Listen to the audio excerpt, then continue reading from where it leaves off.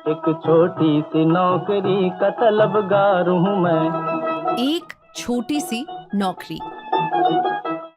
नमस्कार, रेडियो 99 पर आपका बहुत बहुत स्वागत है। मैं हूँ आपके साथ अभिषेक गुप्ता और अब समय हो चला है हमारे वीकली पॉडकास्ट एक छोटी सी नौकरी का तलबगार हूँ मैं का।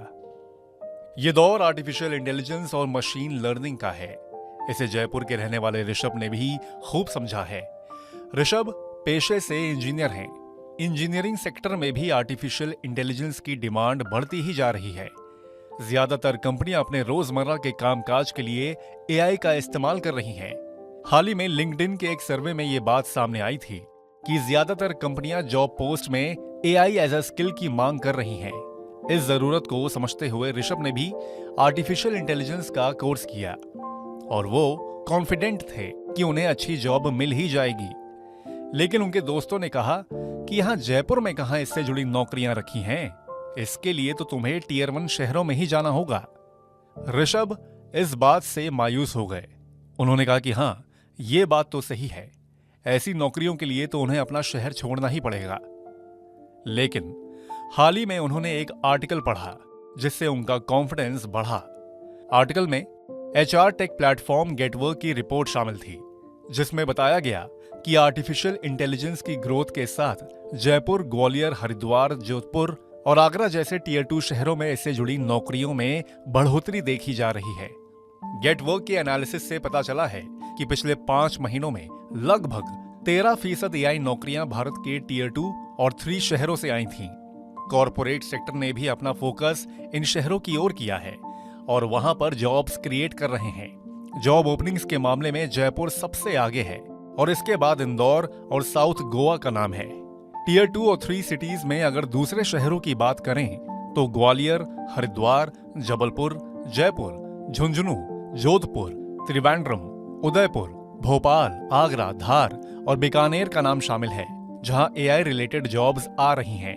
बावजूद इसके टीयर 1 शहरों जैसे कि दिल्ली, एनसीआर, बैंगलोर, हैदराबाद में सबसे ज्यादा 86% एआई से जुड़ी नौकरियां हैं। गेटवर्क के फाउंडर और सीईओ राहुल वीरवाल कहते हैं कि बदलते इंडस्ट्री सिनेरियो में टीयर 2 और 3 शहरों में एआई रोल्स के लिए नौकरी के अवसर पैदा होना ये दर्शाता है कि इन शहरों में कितना ज्यादा टैलेंट है और युवाओं में ज्यादा से ज्यादा सीखने की कितनी उत्सुकता है। ये जानकारी पाकर ऋषभ ने यही कहा कि अब तो यहीं पर रहकर जॉब करनी है, भले ही थोड़ा वक्त और लगे। अब बढ़ते हैं नौकरी से जुड़ी कुछ और खबरों की ओर।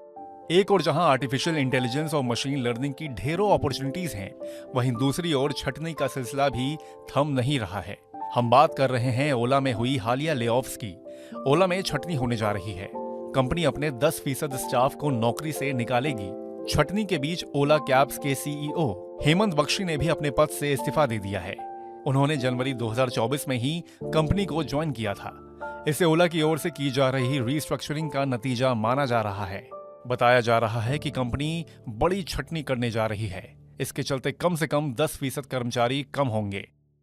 तो आज के इस वीकली पॉडकास्ट एक छोटी सी नौकरी का तलबगार हूं मैं में बस इतना ही। यह पॉडकास्ट आपके लिए तैयार किया है हमारी सहयोगी चारू अग्रवाल ने।